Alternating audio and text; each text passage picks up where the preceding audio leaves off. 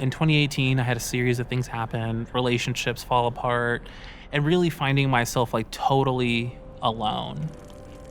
It's that feeling of feeling alone in a room that you just cannot explain. It's just something, no one can get you out of it.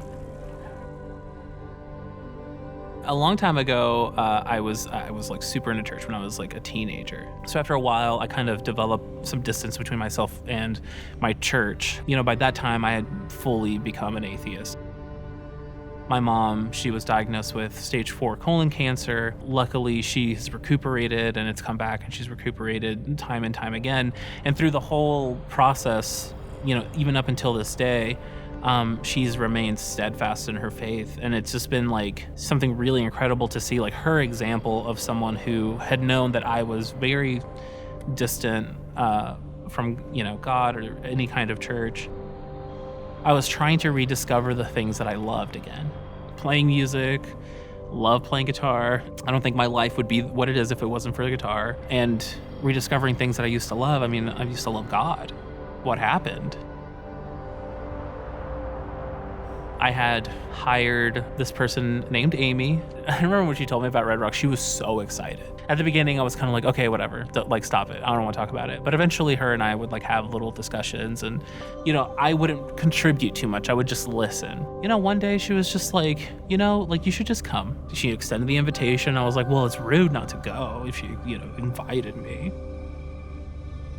Doug was preaching, and at a certain point, I just like tuned him out. Like I was just like, I went into this moment where I just realized all of the signs throughout the years of how God has been in my life and corrected course and guided me. Literally every single moment was rushing through my brain at that moment. I was just like,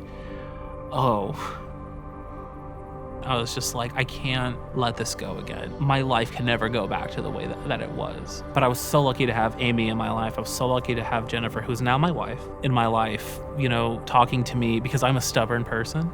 And Amy being like, you need to join the worship team because you're a very good guitar player. I've heard you, Dago. You need to join the worship team.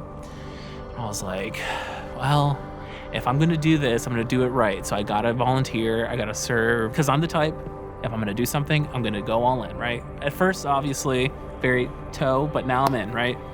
I joined the worship team, and I've been on it for about 18 months, and it's really special to be able to do something that you love with people who also love to do that thing for a purpose bigger than yourself.